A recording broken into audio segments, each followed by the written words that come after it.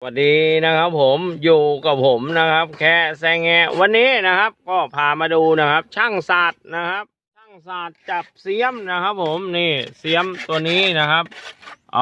ตัวนี้ใช้ความหนาข้างบนเท่าไหร่ครับช่างศาสตร์10 เซนนะครับผม10 เซนนะครับช่างศาสตร์เขาจะจับทั้งข้างล่างและข้างบนเอาไว้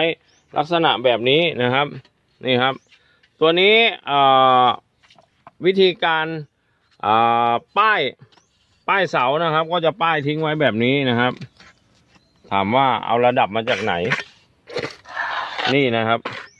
เขาขีดไว้ด้านบนนี่นะครับ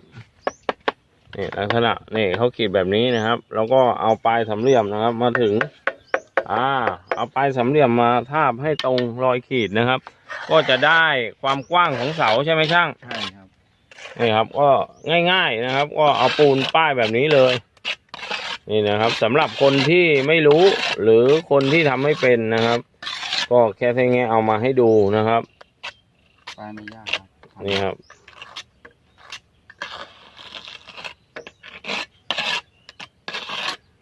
บางทีเราเห็นว่าช่างเขาจะทำยากนะครับก็โดยมากคนก็จะว่าเสียมเนี่ยจับยากไม่ค่อยได้มีคนจับไม่ยากนี่ครับก็อยู่ที่ข้อมืออยู่ที่ใช่อยู่ที่ข้อมือเราอยู่ที่ป้ายปูนนี่แหละครับแล้วก็การเข้าใจด้วยถ้าไม่เข้าใจก็ทำไม่ได้นะครับ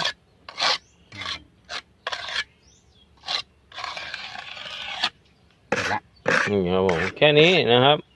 ก็ทิ้งไว้ให้หมาดใช่ไหมช่างใช่ทิ้งไว้พอหมาดหน่อยออกทิ้งไว้ให้หมาดแล้วถึงจะเอาสามเหลี่ยมออกนี่ครับดูไว้นี่ครับก็ช่างศาสตร์ก็ทำลักษณะนี้ไว้นะครับเป็นแบบนี้ครับก็เดี๋ยวพอหมาดนะครับนี่สามเหลี่ยมนะครับนี่สามเหลี่ยมนะครับนี่ก็สามเหลี่ยมนะครับจับไว้ให้หมาดนะครับแล้วเดี๋ยวมาแต่งที่หลังนี่ครับเดี๋ยวพอดึงออกนะครับก็แต่งได้เลยนี่ครับลักษณะแบบนี้นะครับมาดูวิธีการป้ายนะครับการป้ายก็อย่างที่ช่างศาสตร์บอกข้อมือต้องอ่อน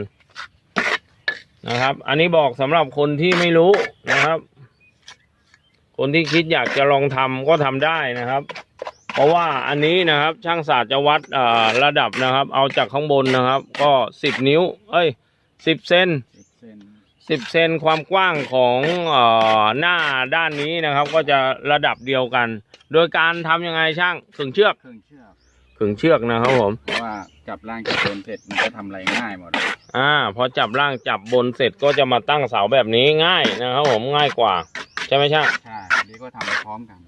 ถ้าทำไปพร้อมกันมันลำบากใช่ไหมเพราะว่าไอ้สามเหลี่ยมไปแนะปุ๊บมันจะมันอ่อนมันจะเสียอันนี้แข็งแล้วนะครับอันนี้แห้งแล้วนะครับก็จะจับข้างบนไปก่อนนะครับก็ส่วนจะรู้ได้ไงช่างว่าระดับใต้ท้องเนี่ยเอาลงมาดึงมาหรือว่าเราเล็งเอาว่าให้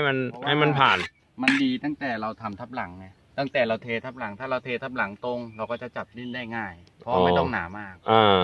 แล้วเราก็วัดได้เลยเราวัดเฉลี่ยได้เลยเพราะว่าระดับเรา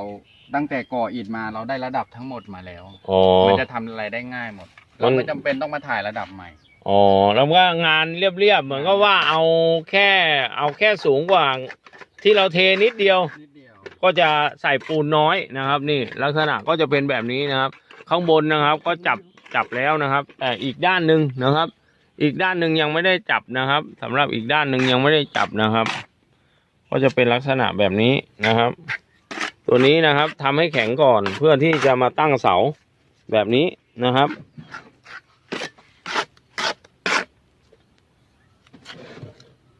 นี่ครับก็ป้ายไปนะครับป้ายให้เต็มอันไปนะครับก็เราจะใช้สามเหลี่ยมทาบลักษณะเป็นแบบนี้นะครับนี่ครับดูเขาขีดไว้นะครับขีดไว้ทุกหัวนะครับก็จะได้ขนาดของหน้าเสาเท่าไหร่ครับเสานี่หน้า6เสาหน้า6นะครับ6 นิ้วลงตัวก็จะขนาดของหน้าเสาก็จะเป็น6 นิ้วหน้า6 นิ้วนะครับก็จะเป็นตอนฉาบนะครับก็จะเท่ากันเป๊ะใช่ไหมเท่ากันหมดนี่นะครับผมจะเป็นหน้า6ทั้งหมดนี่นะครับผมช่างศาสตร์นะครับก็จะทำการถอดให้ดู นะครับ อ่า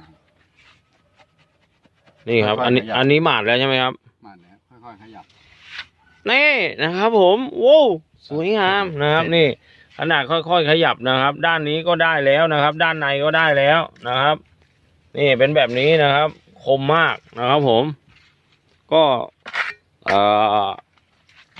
จริงๆแล้วนะครับ พอทิ้งนะครับ ทิ้งให้หมาดอย่างนี้ช่างศาสตร์จึงใช้สามเหลี่ยมหลายตัวนะครับ เพราะว่าเขาเป็นมืออาชีพนะครับ ถ้าเป็นอย่างตามบ้านสำหรับคนที่หัดทำนะครับ ก็ทำแล้วก็ทิ้งไว้นั่งจิบน้ำร้อนน้ำชาอะไรสักหน่อยก็ได้นะครับผมปล่อยให้หมาดๆนะครับ ให้หมาดๆก็คือ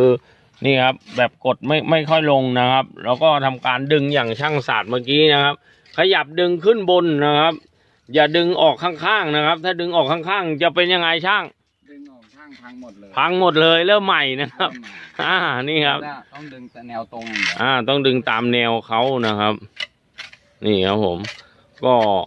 วันนี้นะครับ ก็เอาเกร็ดเล็กเกร็ดน้อยมาฝากท่านผู้ชมหรือ FC ของแค่แซงแงะนะครับ ก็ถ้าใครอยากทำอันนี้นะครับปูนอันนี้ใช้ผสมยังไงช่าง อ๋อปูนนี้จะต้องเค็มหน่อย เค็มหน่อยคือ ก็ใช้ปูนอ่ะใช้ปูน1 ลูกทราย2 มุ้งกี่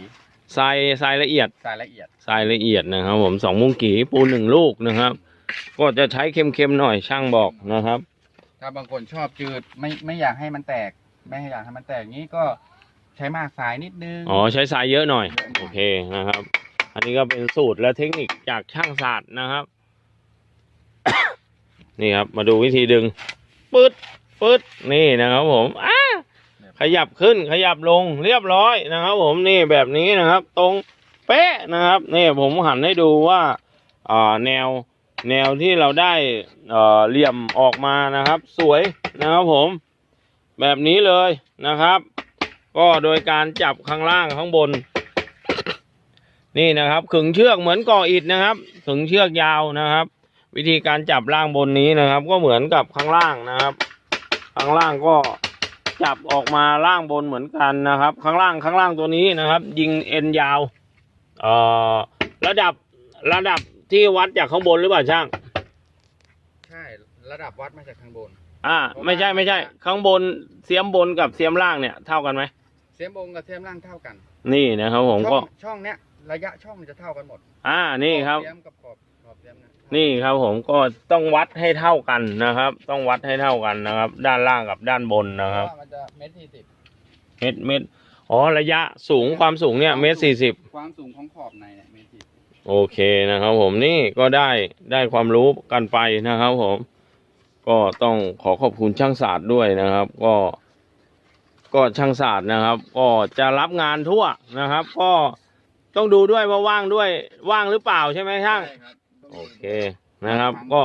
ยังไงก็ขอเบอร์โทรหน่อยนะครับ เบอร์ติดต่อนะครับ เบอร์โทรก็0896433861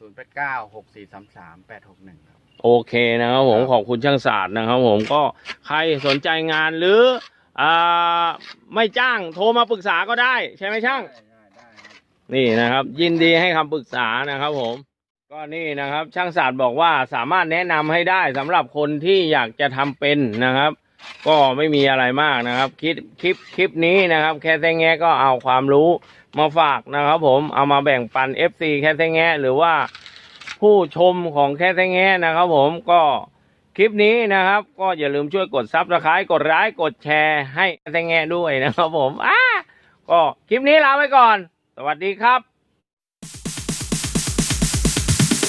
Sorry ass DJ.